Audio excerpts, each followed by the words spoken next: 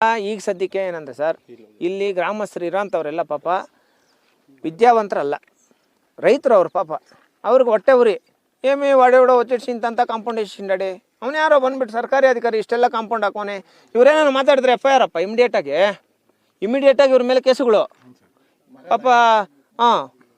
ಅವ್ರ ಮಗ ನಾನು ಲಾಯರು ಅದು ಇದು ಅಂತ ಹೇಳ್ಬಿಟ್ಟು ಮಾಡಲಿ. ಈಗ ನಮ್ಮ ಮೇಲೆ ಇವಾಗ ನಾವು ಬಂದಿದ್ದೀವಿ, ನಮ್ಮ ಮೇಲೆ ಮಾಡಲಿ, ಕಾನೂನಾತ್ಮಕವಾಗಿ ನಾವು ಫೇಸ್ ಮಾಡ್ತೀವಿ ಅಲ್ವಾ. ಅವ್ರಿಗೆ ಗೊತ್ತಿಲ್ಲ ಸ್ವಾಮಿ, ನಾನು ಇವತ್ತು ತಾನೇ ಇವಾಗೆ ಬರ್ತಾ ಇರೋದು ಊರಿಗೆ. ಮುಂದಿನ ದಿನಗಳಲ್ಲಿ ನಾವು ರೀಜನಲ್ ಕಮಿಷನರ್ಗೆ ಹಾಕುವಂಥದ್ದು, ಕ್ರಿಮಿನಲ್ ಕೇಸ್ ಮಾಡಿಸೋವಂಥದ್ದು. ಈ ವ್ಯಕ್ತಿ ಕೋಟಿ ಕೋಟಿ ಕೋಟಿ ದುಡ್ಡು ಮಾಡಿದಾನಲ್ಲ ರಾಜರತ್ನಂ ಅನ್ನೋ ವ್ಯಕ್ತಿ, ಈ ವ್ಯಕ್ತಿ ವಿರುದ್ಧ ಹಂತವಾಗಿ ಹೋರಾಟ ಶುರುವಾಗುತ್ತೆ. ಅರೆಸ್ಟಾಗಿ ಜೈಲಿಗೆ ಹೋಗ್ತಾನೆ ಸರ್. ನಮಸ್ತೆ.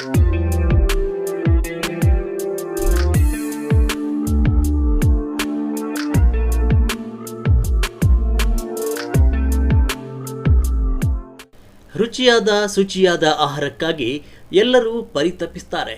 ಆದರೆ ಇಂದಿನ ನಮ್ಮ ಬದುಕಿನಲ್ಲಿ ಅಂತಹ ರುಚಿಯಾದ ಊಟ ಮನೆ ಬಿಟ್ಟರೆ ಬೇರೆ ಎಲ್ಲಿ ಎಂಬ ಎಲ್ಲರ ಗಮನ ಸೆಳೆಯುವ ರೀತಿಯಲ್ಲಿ ಇದೇ ಮೇ 3ರಂದು ಚಿಕ್ಕಬಳ್ಳಾಪುರದ ಡಿ-ಮಾರ್ಟ್ ಬಳಿ ಇರುವ ಸಮರಸ ಶುದ್ಧ ಸಸ್ಯಾಹಾರಿ ಹೋಟೆಲ್ ಗ್ರ್ಯಾಂಡ್ ಪ್ರಾರಂಭೋತ್ಸವ ಆಗ್ತಿದೆ. ಅದರಲ್ಲೂ ವಿಶೇಷ ಪ್ರಕಟಣೆ. ಪ್ರಾರಂಭ ದಿನವೇ ಎಲ್ಲ ಗ್ರಾಹಕರಿಗೂ ಉಚಿತವಾಗಿ ಅದೇ ಹೋಟೆಲ್ ಊಟ ಸವಿಯುವ ಅವಕಾಶ. ಒಮ್ಮೆ ರುಚಿಗೆ ಶುಚಿಗೆ ಹೆಸರಾಗಿರುವ ಸಮರಸ ಹೋಟೆಲ್ಗೆ ಹೋಗೋಣ, ಅಲ್ಲಿನ ರುಚಿಯನ್ನು ಸವಿಯೋಣ. ನಾವು ಹೋಗೋಣ, ನಮ್ಮೊಂದಿಗೆ ನಮ್ಮ ಗೆಳೆಯರನ್ನು ಕರೆದೊಯ್ಯೋಣ. ಹಲೋ, ನೆನಪಿದೆಯಾ?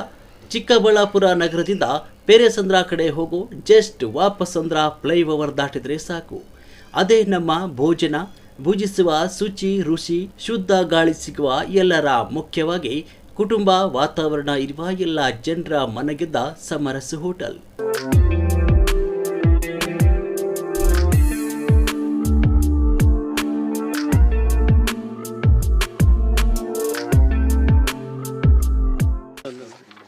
ಇಲ್ಲಿ ಮಂಜೂರು ಮಾಡ್ಕೊತಾನೆ ನೋಡಿ. ಓಕೆ, ರಾಜರತ್ನಂ ನೋಡಿ, ಇಲ್ಲೊಂದು ಜಮೀನು ದರಖಾಸ್ತು ಮೂಲಕ ನೋಡೋಣ, ಇಲ್ಲೇ ಐತೆ ದರಖಾಸ್ತು ಮೂಲಕ. ಯಾರು ರಾಜರತ್ನಂ? ಇರೋಣ ಒಂದು ನಿಮಿಷ. ಈ ಪಾಣಿನಲ್ಲೇ 1 ಎಕರೆ 20 ಗುಂಟೆ, ಹಂಗೆ ತಿರ್ಸ್ತೀನಿ ನೋಡಿ. ಈ ಪಾಣಿನಲ್ಲಿ 53ರಲ್ಲಿ ಮತ್ತೆ 1 ಎಕರೆ 20 ಗುಂಟೆ, ಮತ್ತೆ 76. ನೋಡ್ರಪ್ಪ ಇಲ್ಲೇ 76/2ರಲ್ಲಿ ನೀಲಮ್ಮ ಕೋಮ್ ರಾಜರತ್ನ ಅವರು ವೈಫ್ ಹೆಸರಲ್ಲಿ 1 ಎಕರೆ 14 ಗುಂಟೆ ನೋಡಿ ದರಖಾಸ್ತು ಮೂಲಕ.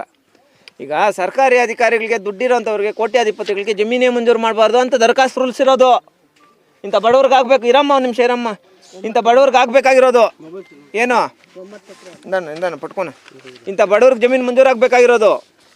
ನೀನು ಸರ್ಕಾರಿ ಅಧಿಕಾರಿ ಆಗಿ, ಒಂದು VAO ಆಗಿ, ಒಂದು RI ಆಗಿ ನಿನ್ನ ಹೆಸ್ರಿಗೂ ಮಾಡ್ಕೊಳ್ಳೋದೆ, ನಿಮ್ಮ ಹೆಂಡತಿ ಹೆಸ್ರಿಗೂ ಮಾಡಿಸೋದೆ, ನಿನ್ನ ಮಗನ ಹೆಸ್ರಿಗೂ ಮಾಡಿಸೋದೆ, ನಿಮ್ಮ ಮನೇಲಿ ಎಷ್ಟು ಜನ ಅವರು ಅಷ್ಟು ಜನ ಹೆಸ್ರಿಗೂ ಮಾಡಿಸೋದೆ, ತಮ್ಮನ ಹೆಸ್ರಿಗೂ ಮಾಡಿಸೋದೆ, ಅಣ್ಣ ಹೆಸ್ರಿಗೂ ಮಾಡಿಸೋದೆ, ತಾಯಿ ಹೆಸ್ರಿಗೆ ಮಾಡಿಸೋದೆ, ಎಲ್ಲರ ಹೆಸ್ರಿಗೂ ಮಾಡಿಸ್ಕೊಂಡು ನೋಡಿ ಇಷ್ಟು ಎಕರೆ ಜಮೀನು ಕಾಂಪೌಂಡ್ ಹಾಕೋದು ನೋಡಿ. ಇಲ್ಲಿ ಮತ್ತೆ ಇದೇ ರಾಜರತ್ನಂ ಅನ್ನೋನು 9 ಎಕರೆ 10 ಗುಂಟೆ 2000 ಕೇಳಿ ನೋಡೋಣ. ಇಲ್ಲಿ ನೋಡೋಣ 2018. ಅಣ್ಣ ಒಂದು ನಿಮಿಷ ದಯವಿಟ್ಟು ಇದನ್ನ ಸ್ವಲ್ಪ ಸೂಕ್ಷ್ಮವಾಗಿ ಅರ್ಥ ಮಾಡ್ಕೊಬೇಕಣ್ಣ. ಬಡವ್ರಿಗೆ 1 ಎಕರೆ ಮಂಜೂರು ಮಾಡಿರಿ, ಅರ್ಧ ಗುಂಟೆ ಮಾಡಿರಿ, 1 ಗುಂಟೆ ಮಾಡಿರಿ ಅಂದರೆ ಮಾಡಲ್ಲ. ಈ ವ್ಯಕ್ತಿಗೆ 9 ಎಕರೆ ಅದು ಯಾವ ಥರ ಮಾಡಿಬಿಡ್ತಾರೆ? 9 ಎಕರೆ ಮಂಜೂರು ಮಾಡೋಂಗೇ ಇಲ್ವಲ್ಲ ನೋಡಿ. ಇದೇ ರಾಜರತ್ನಂ ಅನ್ನೋ ಹೆಸರಲ್ಲಿ 9 ಎಕರೆ ಜಮೀನು ಇಟ್ಕೊಂಡು ಈ ಥರ ಅವನ ಹೆಸರಲ್ಲಿ ಇರೋಂಥದ್ದೇ 30 ಎಕರೆ ಜಮೀನು. ಪ್ರೆಸಿಡೆಂಟು ರಿಟೈರ್ಡ್ ಆಗಿದ್ದಾರೆ. ನಾನು ಅದನ್ನೇ ಮಾತಾಡ್ತಾ ಹೇಳಿದೆ. ಡೆಪ್ಯೂಟಿ ತಹಸೀಲ್ದಾರಾಗಿ ದಯವಿಟ್ಟು ಇರಮ್ಮ ಒಂದು ನಿಮಿಷ ಅವೆಲ್ಲ ತೆಗಿತಾರೆ ನೋಡಿ. ಇದು ಕಿರಣ್ ಬಾಬು ಅಂತ ಅವ್ರ ಮಗನ ಹೆಸರು, ಲಾಯರು. ಅವ್ರ ಹೆಸರಲ್ಲಿ ಕೂಡ 4 ಎಕರೆ ಜಮೀನು. ಏನಿದು ಏನು ನಡೀತಾ ಇದೆ ಚಿಕ್ಕಬಳ್ಳಾಪುರ ಜಿಲ್ಲೆಯಲ್ಲಿ?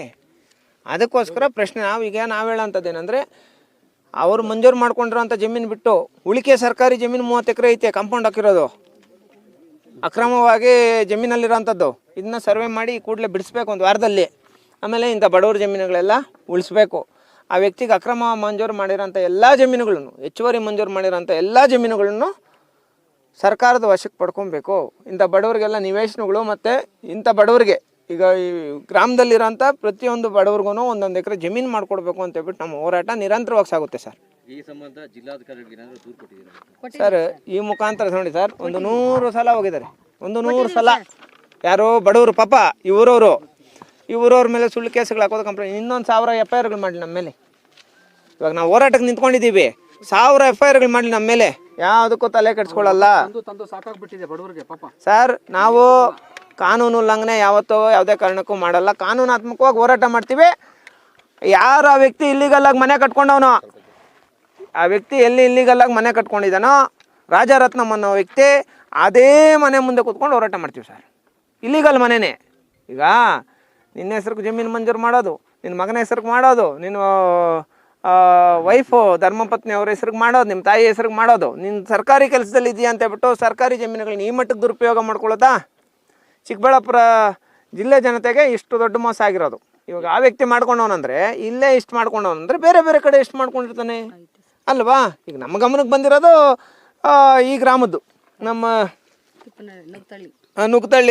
ನುಗಿತಳ್ಳಿ ಗ್ರಾಮದ್ದು ನಮ್ಮ ಗಮನಕ್ಕೆ ಇವಾಗ ಬಂದಿರೋದು.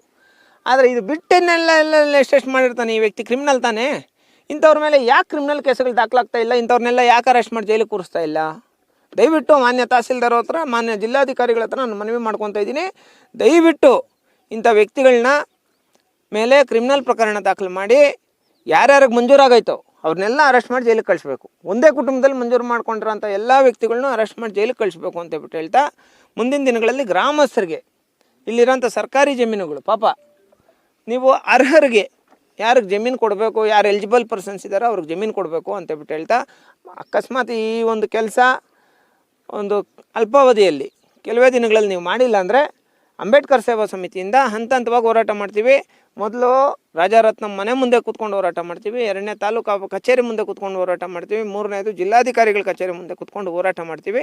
ಇದು ಬರೀ ನುಗ್ಗಿತಳ್ಳಿ ಗ್ರಾಮಸ್ಥರಿಗಾಗಿರೋಂಥ ಅನ್ಯಾಯ ಅಲ್ಲ, ಚಿಕ್ಕಬಳ್ಳಾಪುರ ಇಡೀ ತಾಲೂಕು ಜನತೆಗಾಗಿರೋಂಥ ಅನ್ಯಾಯ.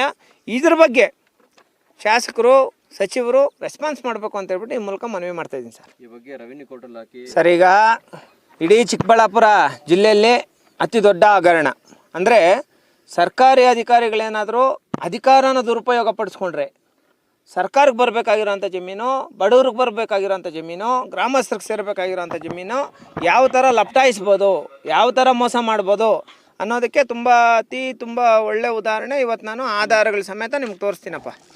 ಏನು ವಿಚಾರ ಅಂದರೆ, ಚಿಕ್ಕಬಳ್ಳಾಪುರ ತಾಲೂಕು ನಂದಿ ಹೋಬಳಿ ನುಗಿತಹಳ್ಳಿ ಗ್ರಾಮ ಏನೋ ಇದು.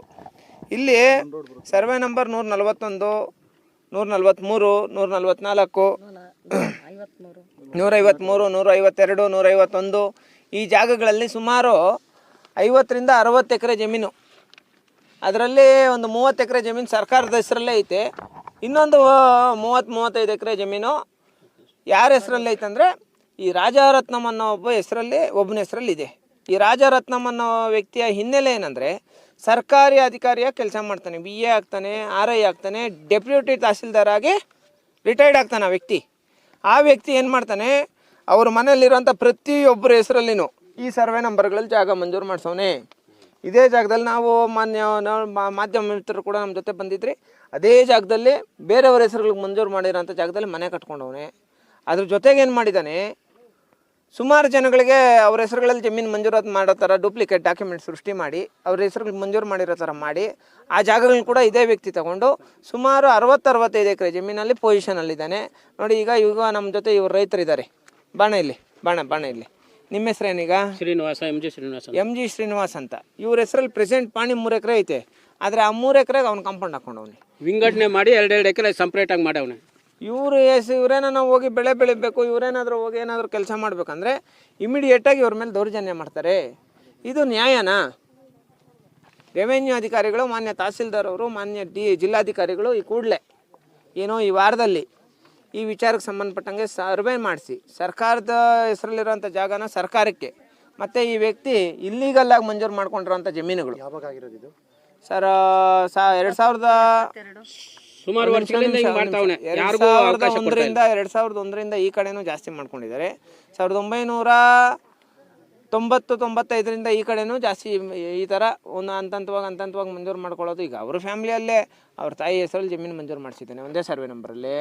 ಮತ್ತು ಅವ್ರ ಆಯಪ್ಪ ಹೆಸರಲ್ಲಿ ನೋಡಿ, ಗೌರ್ಮೆಂಟ್ ಸರ್ಕಾರಿ ಅಧಿಕಾರಿ, ಬಡವ್ರಿಗೆ ತಾನೇ ಜಮೀನು ಮಂಜೂರು ಆಗಬೇಕು. ಇವಾಗ ಧೈರ್ಯ ನಾನು ಸಂದೇಶಿತಾನೆ ಇಂಥ ವಿಚಾರಗಳಲ್ಲಿ ನುಗ್ಗಿ ಧೈರ್ಯ ಇದು ಮಾಡ್ತಾನೆ. ಏನದು ರಾಜರತ್ನಂ ಪಾಣಿ ಕೊಟ್ಟಪ್ಪ.